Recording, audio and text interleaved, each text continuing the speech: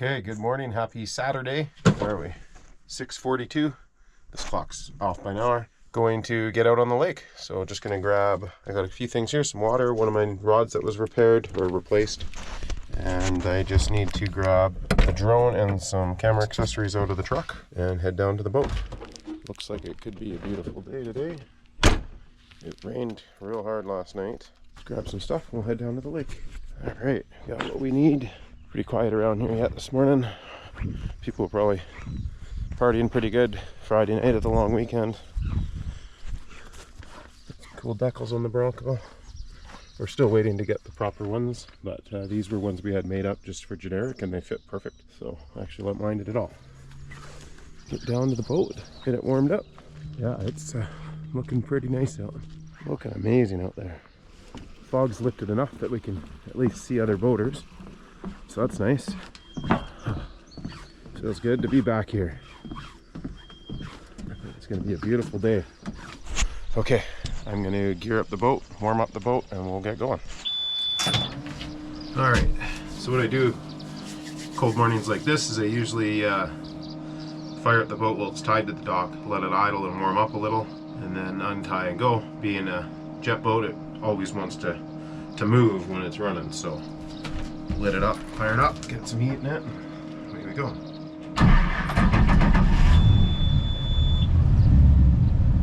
You just got to manipulate the steering because like I said, the pump is always in gear, it's direct drive. So yeah, manipulate the steering so you're not up against the dock, and then you should be good. And then this boat does have a heat system. The heat is only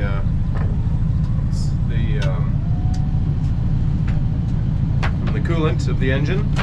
The boat does warm up, of course, and there's a closed cooling system, but it cools so good because of the cold water from the lake that it doesn't get hot. So it does get warm in here. You keep the door closed and the engine's running, but the downfall is you don't have heat when the engine isn't running, when you're using like the kicker to troll out on the water and whatnot.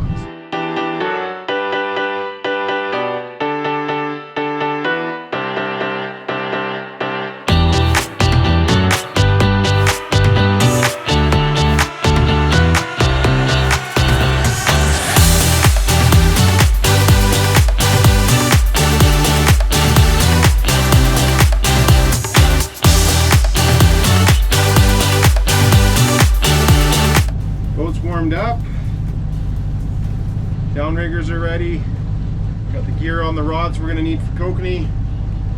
Just need to get out and find some fish. I'm going to look through some more gear. I don't see many downrigger clips in here, so I have enough to get by. I have one trout style, I think small game downrigger clip and one big one. So the big one you can still use it, you just got to be really careful how you mount it, or you'll break the line trying to get it off. So I was told by the Marcel, the guy that kind of runs the joint here, him and his wife's family's owned this for, I don't know, many years. The consensus is the fish are between 10 and 20 feet, plentiful. So we'll see if I suck or not. See a couple of bottom fish down there at 18 feet. Okay, so now I'm going to have to get the kicker running and get that steering going. Hopefully the battery isn't dead in this. I have spares, but that doesn't mean it's going to... Alright, seen some flash.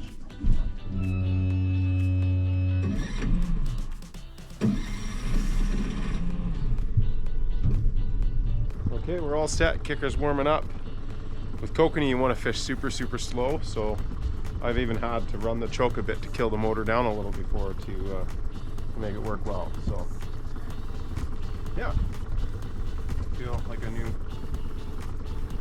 fisherman or something. I've never done this before because I feel out of place almost. But anyway, we'll get going here.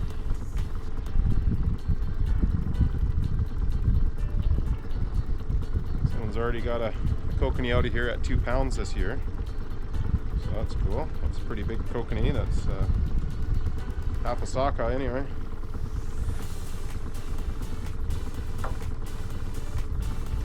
If you're not aware what Kokanee are a landlocked sockeye. Everybody loves them. Taste amazing. Yeah.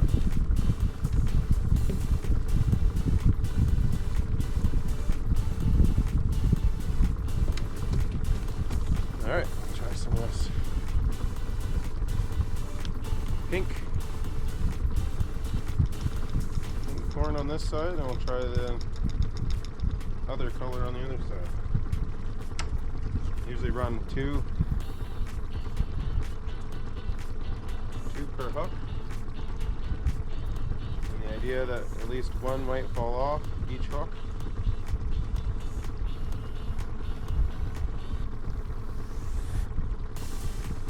There we go. And we'll throw a little, you never get this in your fingers or you're done or your clips will never work. A little scent on the flasher. Don't want the hoodie scent on there.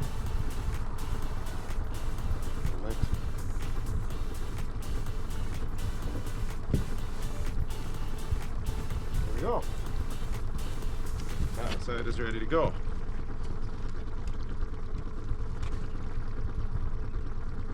Every year I try to remember how far back I was and whatnot. I'm going to start 60 feet back and 12 feet down for this rod. And then I'm probably going to do the same on that side and 15 feet or so. See?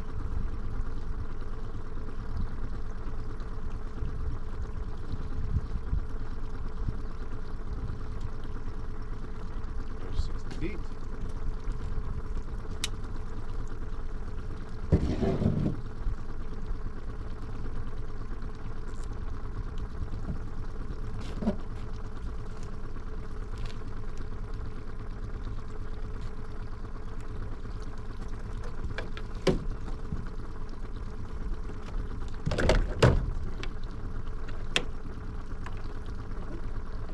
Okay, now this side I gotta remember the cable was a little loose, remember? So the power was backwards. So you set your clip at the water level and then you reset to 0. So you want your line down at the 15 or 12 feet. So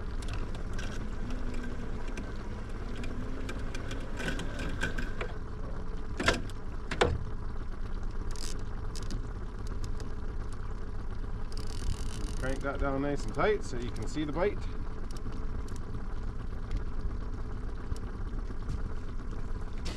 And that's that. That's fishing. It hit at 13, so I'm just going to leave it at 13 for now. I'm seeing some marks at 10 feet, but I'm 60 feet back, so 60 feet back, 13 feet down. I don't expect my gear to be down as low, so we might be right in that area. And a lot of times you'll be setting up your second rod and your first rod will go off, so you've got to really watch for that. It says we're doing 1.22 miles an hour, so that's a good start.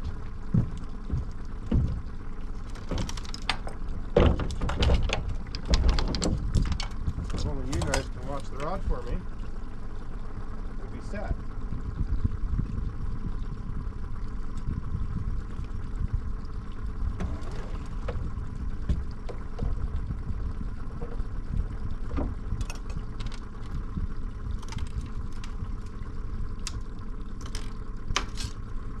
Kokanee have a super soft mouth, so you don't have a lot of opportunity to let them just keep biting. Like, they won't just stay there forever. So like a rainbow trout, it'll stay on there until you get it in. But Kokanee, you need to be on top of it, kind of set that hook and get it in kind of quick. A lot of people use a technique of keeping the line down low, like your rod tip in the water, because of that. All sorts of different techniques, but all of them are better than what I do because I'm not great at this yet. What I do love about it is it's a lot like fishing the ocean. Downriggers down, watching the rod tips. anticipation of that rod going off.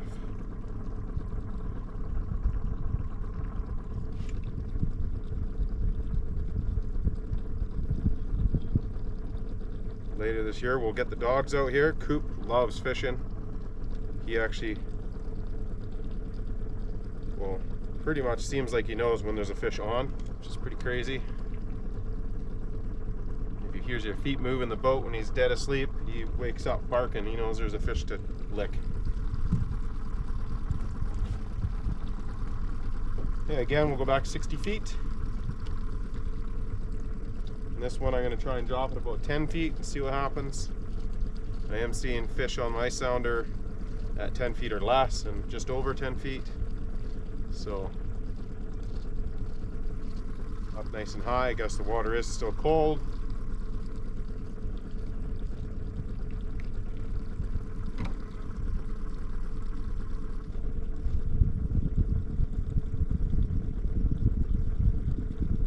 Okay, there's our 60 feet.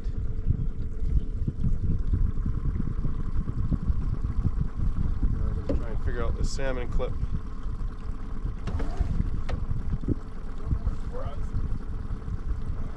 Put it in easy mode. It is in easy mode. Put it right on the tip. Hope for the best.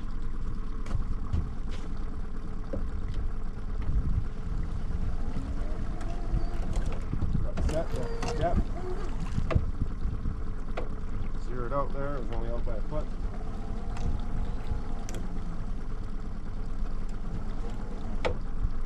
That's already 10 feet.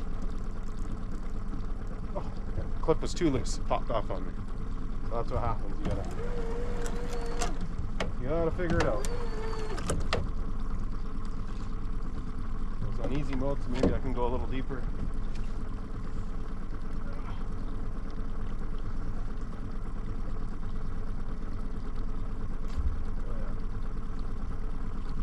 Come out easy.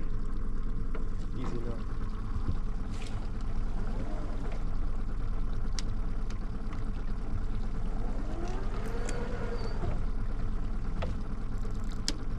I can still see the downrigger clip. That's crazy. Okay. Let's fishing. So I got the hockey stick style on this side of the lure. Kind of like an Apex, I guess. Can't remember the name from Gibbs. I'll figure it out here for you. And this side we're fishing hoochie. So we'll see. I think the hoochie's got the Gibbs bling blade on it. So anyway, gonna save some battery and card here, and we'll see what happens when we get a bite.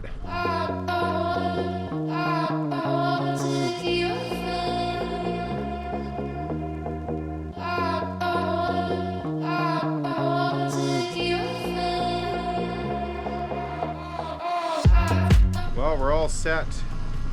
We've got a fairly slow troll. I'd like to go a little slower if I can, but I don't think my kicker will go. Oh, yeah, it will. We got her a little slower. So now it's just a waiting game.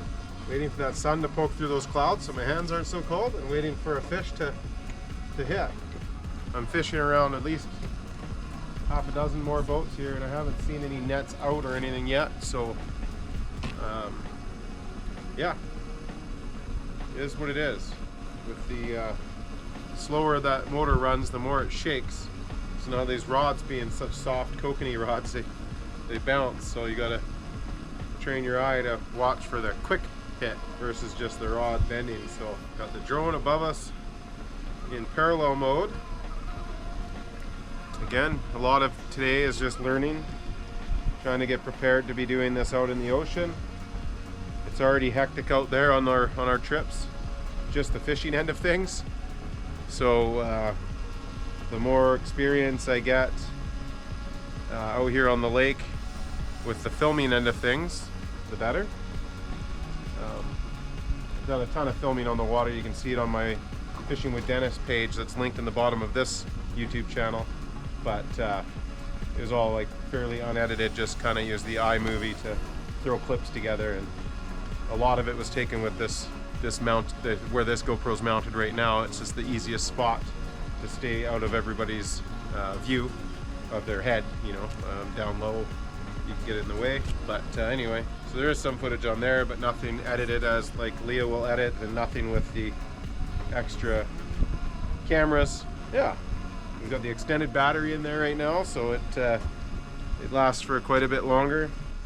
And filming up, it's been running 17 minutes and it says 40% or something right now, so that's gonna be no point in stopping the video now.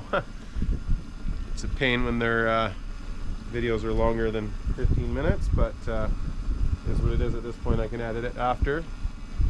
We're just coming over a mark right now of a fish that's down probably about 18 feet, so quite a bit lower, but we're above them, so we'll see. The mark looks a little too big to be a kokanee, so I don't know if could be a laker. A laker could hit the port side rod, as I have a lure style gear on that one versus the hoochie on that side. Lakers tend to hit the lures more than the hoochies, but we'll see.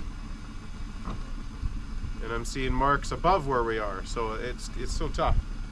Maybe what I'll do is they're both, oh, are they both at 16? I thought one was at 15. Oh no, they're both at 16. So the one that Lakers might hit, I'm gonna leave deeper. I'm gonna bring this one up to 10.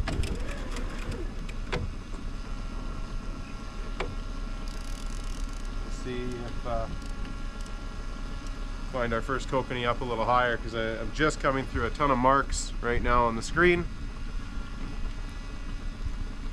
Up a little higher, so see what we see. A lot of the boats seem to be hanging out here behind us, so they might have had some decent action there in the last few days. So we'll make a slow turn and head back that way. If you're not aware, on our lakes here in BC, Canada, if you're by yourself in the boat, you can run 2 rods. If you have 2 people in the boat, you can only run 2 rods. And then of course 1 rod per person after that. And that's on the lakes and only lakes. On the river, you're only allowed 1 sturgeon rod, even if you're by yourself. So that sucks. But and then when you get into the tidal water out in the ocean, you're allowed to run as many rods as you can fish. So I'll fish myself in Vancouver in winter months. I'll fish 4 rods, or spring, whatever. But I can fish 4 rods by myself. And when you're trying to figure out your depths in spring and fall and wherever you're fishing out there.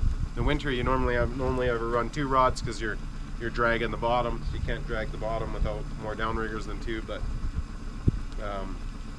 in the spring, summer, when you're out there trying to figure out depths, and we do that out on the west coast as well, but more so in Vancouver, where fishing's not as plentiful in spring as it is in the summer.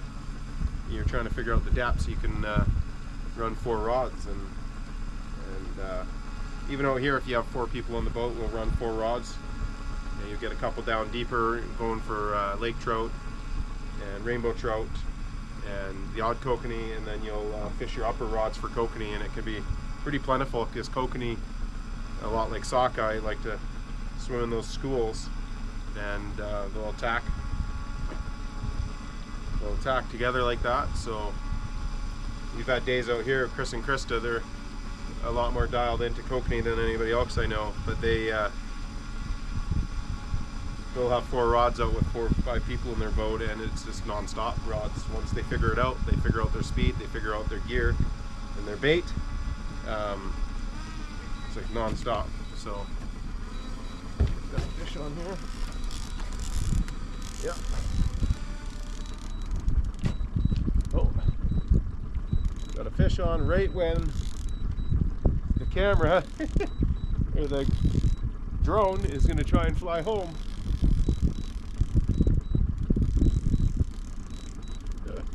What are the odds? It feels like a laker. It feels pretty big. And I need to get that drone back. Oh, it is a nice kokanee. I'm gonna try and get that in here before I lose the drone over a fish. Beautiful. Huge kokanee. Beauty fish, but I need to get the drone back. God damn it. returning to home, cancel. Okay, where are we?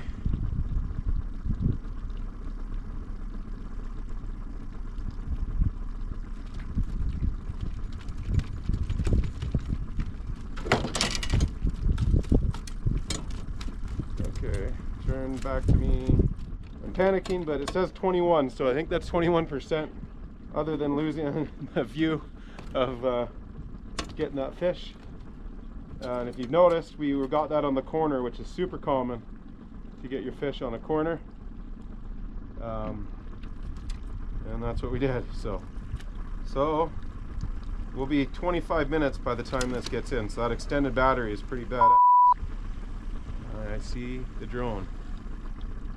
All right, I thought we were going to get a fish and lose a drone, but looks like we're potentially getting both, as long as I don't up now. Oh, mind my my language there. As long as we don't screw it up now.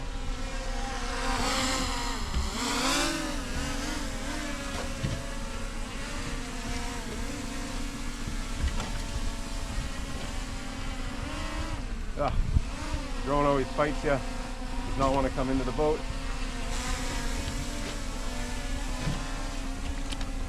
Come on, you little bugger. Normally when it's upside down, you're okay. There we go. All right, we saved it and we got the fish. Stop that video. Now, if that doesn't get your adrenaline going, I don't know what will. Okay, so what did we do there? We took a corner and we brought it up to 10 feet. So let's remember that. As you just seen, we had the drone tracking us for 25 minutes. We did a turn to head back where everyone's fishing, and in that turn we got a fish on, and the minute that I hit the rod and started getting that fish in, the drone was starting to return to home, and the fish was pulling hard. I thought maybe it was a decent laker. Didn't expect it to be a kokanee. So drone was heading to home, which we're on a boat moving in a lake, which is a long ways back where we started from. And of course, when it does that, it goes up real high and takes off and starts using energy. But anyway, fortunately enough, we got the fish in and we got the drone back. I'm going to grab the kokanee here. It's a beauty. It's probably one of the biggest I've got out of this lake. So there it is. My face track disappeared when I went down, but that is a decent kokanee right there. So we're going to bleed that out and get going. Kokanee is a catch and take fishery. You don't usually return them. If it's really small and you can get it to fall off the hook and you don't see any damage, it's okay, but usually you're fishing these to eat them. They're stocked. Anyway, you're just going to feed them to somebody else if you throw it back, because they almost always die. So yeah, so we just put your finger into the gills and tear the gills out. I'm not sure with YouTube, but it's allowed with blood and stuff, so we're not going to show that. I'm going to put that there and I'll wash my hands, get the boat straightened out. So we got our first kokanee in the boat. We were trolling along and I started looking at what was happening around me. I seen the locals that have been probably fishing here the last few weeks all turned and fishing out closer to the campground. So we made the turn, and partway through that turn, which is pretty common, we got the hit. So we're heading back that direction now, and just got to rebait this one. This is the hoochie hit.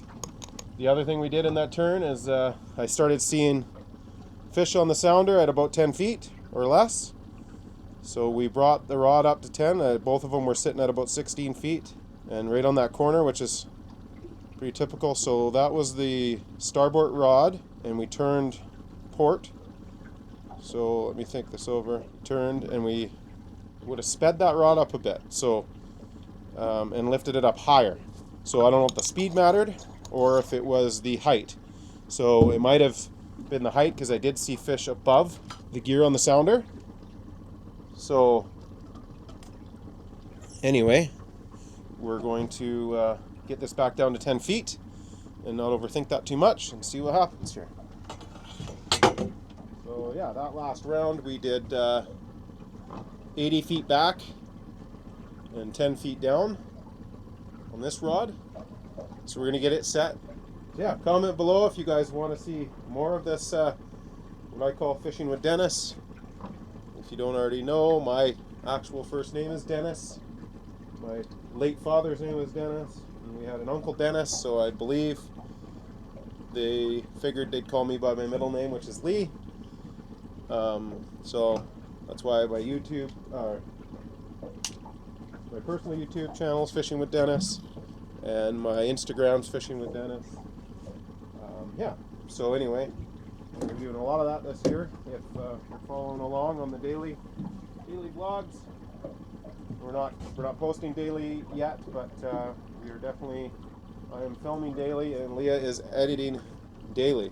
Yeah. Okay, let's get this down to 10 feet.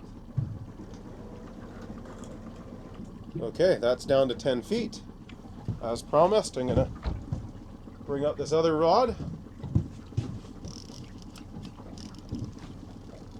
I got this salmon-sized clip on this side, so it's a little harder. I gotta maybe not set it as deep.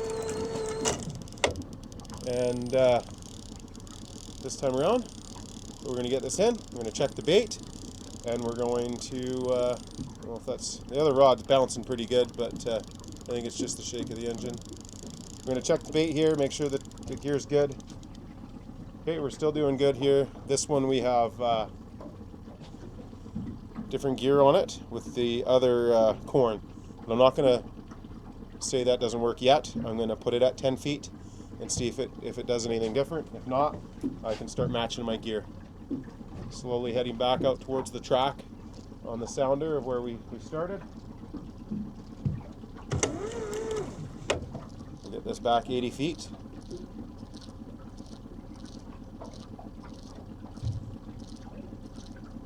Yeah, I'd really like to come up with a way a kicker can run on this thing without shaking the transom and shaking the downriggers so much, because these rods are just bounce like there's a fish on there.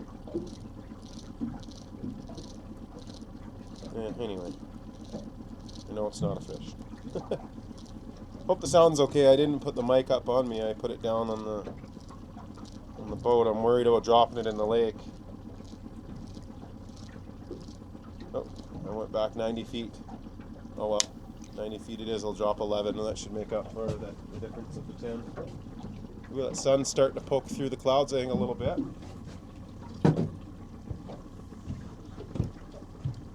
I just got to straighten out a little before I can drop that down, or we'll end up with lines crossed. Okay, it's set. We get the wash pump here. Wash pump primed up, and we'll get this fish rinsed off. Get it put in the Ziploc and put it in the cooler. I did forget to get ice this morning, but chilly enough out. I think the cold bottle of water in there will help keep the fish good. Kokanee, you want to keep it super cold to keep them fresh. The other cool thing with the wash pump is it'll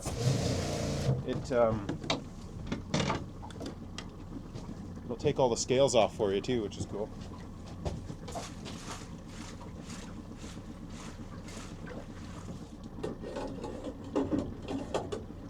Oh, we're fishing. Alright, I'll get this fish cleaned up and then we'll come back to you here. Alright guys, it's now almost 10:30. We've got into 2 fish. Well, landed 2 fish, lost one. I just went on a bathroom break, lost one. I still have the live going. I planned on running the live for no more than 60 minutes. We're now almost at 2 hours. Come to realize shutting off the live is almost like the last cast situation, where you just want one more. I kept thinking, oh look, there's fish on the sounder, there's, we're gonna get another one. Finally, I had to take a bathroom break off the bow of the boat, and while I was up there, I seen the rod go off. Anyway, we lost that fish. It's down again now. We've got a couple fish in the cooler, so let me grab those and show them to you. Both in the bag, so I'm not gonna pull them out of there. So yeah, we got 2 fish. One we got while flying the drone, and then the other we got on live video. And then during this live, I also lost that fish. We also hit something in 38 feet of water, maybe 32 feet. But anyway, we're only down 10 feet. So I don't know if we hit a big fish because the rod bounced down hard and then went hard again. And when I grabbed it, it broke the line off. But it broke the line off at the clip, which sometimes they will twist on the clip. So not sure if it was a big laker off the bottom. shortly after I looked at the sounder, there was a huge mark on the bottom, a big Laker mark. So possibly a Laker got on, I don't know. Or it was some seaweed or something. But anyway, we snapped that all off. I put new gear on, dropped it down, was dancing while I was doing it because I had to go to the bathroom. Got her down, went on the bow. While I was up there, it already got a hit like instantly and took all the bait off. So we lost that fish. I'm gonna head in here. We're almost back to the campground. So gonna fish our way in a little bit longer and then gear up, put the boat away for now. It's getting a little cloudier and a little colder. We're gonna get in the Bronco and we're gonna head into Lone Butte to the tackle store. We need to get a couple of downrigger clips as I don't have a backup and I'm using a full-size one, which is not meant for this gear on this side, which can cause broken line and issues. Want to get the proper ones. Hopefully they have them in stock. If the weather's decent, I'd love to get back out today or this afternoon or this evening on the water. It's not that much fun where I want to freeze to death out here or get soaked. There's other things I can be doing, like driving the Bronco in some trails or touring around a little bit more than we've ever normally done, because we've always just had like the truck and camper. And we did have a side-by-side up here for a season before, or a few seasons before we actually started at the campground. We were just fortunate enough to have our camper set up at our friend Chris and Krista's. So I'm hoping to meet up with them today as well. So anyway, enough babbling on. We're gonna shut her down here and head in pretty quick. Just somewhat hoping that during this ending here we would hop on a fish, as I just dropped that line down and then fired up the Osmo here. That was the hopes and dreams, but they are failing us as we speak. Let's get this live ended, get this gear pulled up here pretty quick and get in. That wind is cold out there. Live's been going up here for 120 minutes, almost exactly here, 119 point something. Done. Uploading now, I guess. So we'll just let it do its thing. Put the rods away here up where they belong. Couple on each side. Heading right for the island here. There's an island in front of us. So you're gonna have to give us some juice here. Get out of this situation. Kokanee don't like speed, but it might yield a fish for us, because it, if there is anyone following us, they like that sporadicness. Yeah, see what happens. So that 2-hour live kind of rendered my phone useless as well, so I should probably check to see if I have any, only a couple messages, I'm not that important. Okay, just got details from Krista. We are going to get more details on the Derby for tomorrow and we will let you know. I think everyone has to bring a prize to contribute. I'll put together something for you. Tickets are $20. We'll fill you in more when we know more. We are hanging around here. Tom and Mandy are here if you want to come by later. You're more than welcome. Okay, so that's what's happening. There's a Derby tomorrow. Okay, sounds great. I'm just about to get off the water. ... I was thinking I was losing my mind because the campsite said there was not a Derby that they were aware of. ... Okay, well, anyway, guys, I thank you for coming along on Saturday's morning fish here. Super happy with how the morning went. Getting a fish while the drone was flying was huge for me, and getting a fish during live, also super cool. Yeah, let's wrap this up and get in.